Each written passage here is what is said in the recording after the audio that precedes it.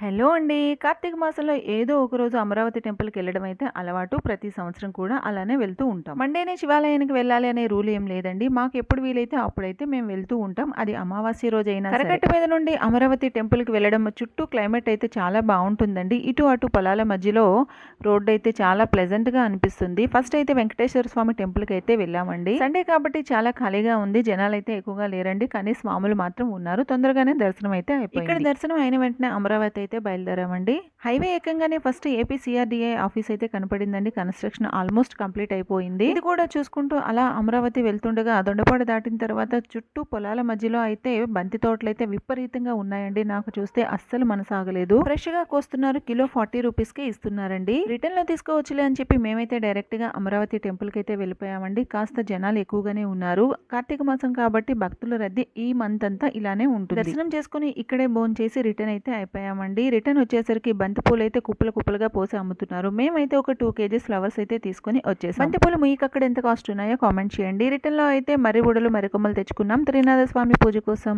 నా వీడియో నచ్చితే సబ్స్క్రైబ్ చేసుకోండి. అలాగే ఒక లైక్